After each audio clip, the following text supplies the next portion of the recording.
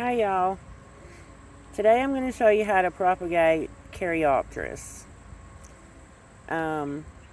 It's a perennial, and you can't have enough Caryopteris. I would like to have several more. This is the only one that I have right now.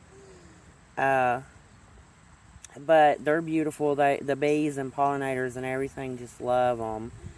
In fact, I'm going to hope that I don't get stung because it's covered in bees right now as I take some cuttings. And so I'm going to show you how to do that right quick. You really want to look for ones that don't have, flowers. This would probably have been better to have done this about 3 weeks ago, before it got all these flower buds. But you can still do it with the ones that have flower buds. But you're not going to want to take real woody ones like, you're going to want to take the softer, the ones that are a little softer. And you're going to want to go down. I'm going to show you on this one because the other one's not going to show on the camera. You're going to want to go down with the leaf, the sets of leaves. You're going to want to go 1, 2, 3. You're going to want to have at least 3 sets of leaves here. And you're going to want to cut right under the third one. Just like that. And so you're going to want to take several cuttings. And I'll show you what we're going to do after we get several cuttings. Okay, y'all. When you get your cuttings and you're ready to start the propagation part, what you're going to want to do is go to the bottom set of leaf nodes, and you're going to start cutting them off. And we're going to stop before we get all the way to the top. We're going to take all of these off the bottom. You don't want any little buds. Caryopteris is, it blooms most of the way up the stalk. And so I think what we're gonna do here is we're gonna make sure we have 2 sets down here at the bottom. 1, 2. And then I think we're gonna go up here to the top and cut this off. We're gonna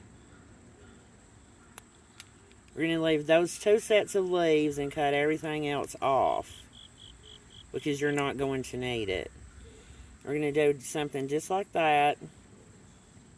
And then I'm going to go ahead and just cut the tips of these leaves off.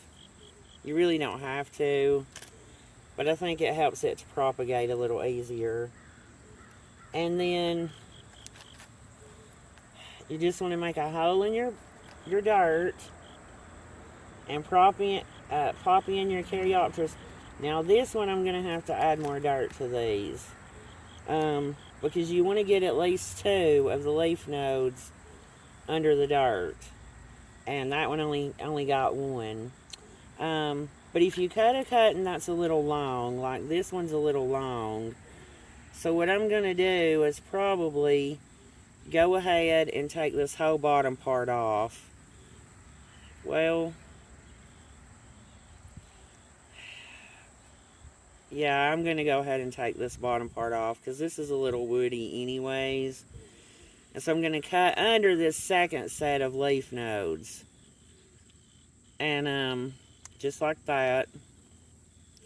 And so you see you have the 2 sets left, this one and this one.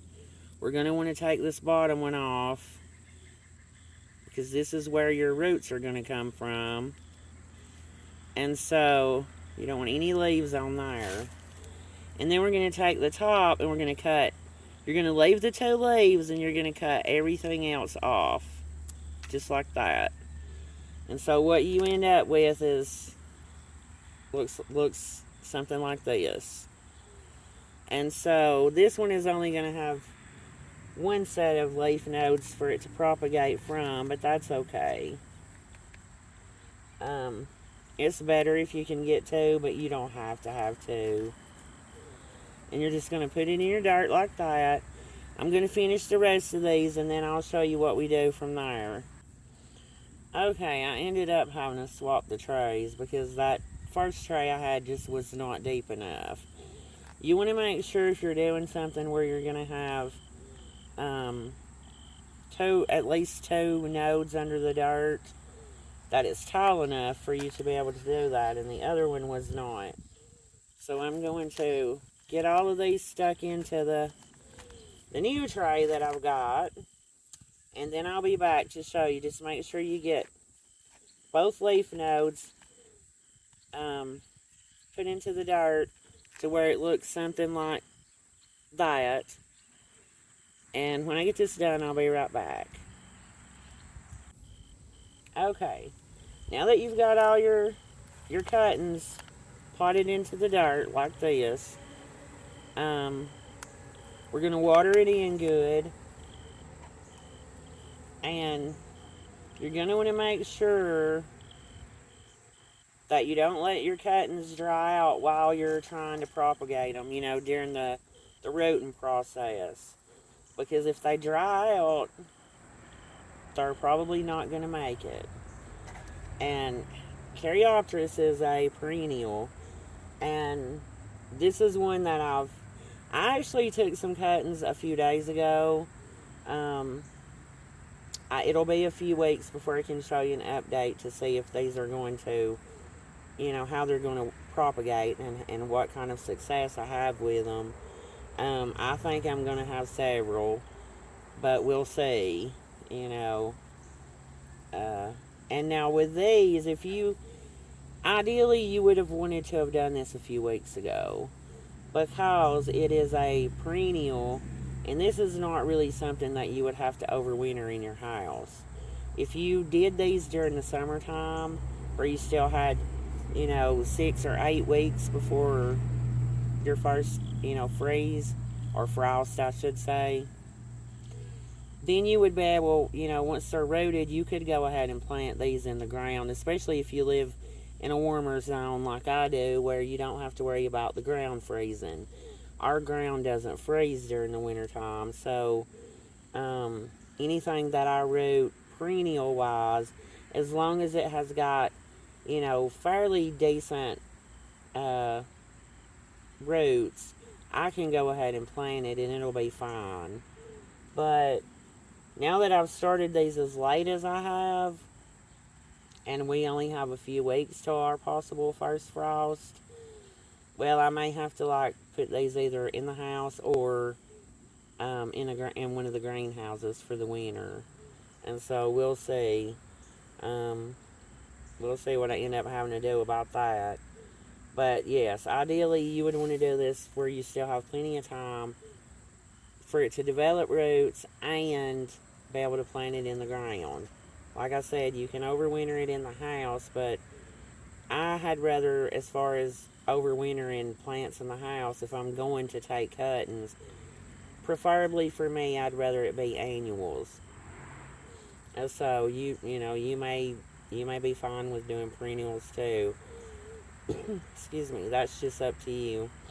But anyways, I'll give you an update in a few weeks on how these turn out. Until next time, bye. Oh yeah, I did want to say this.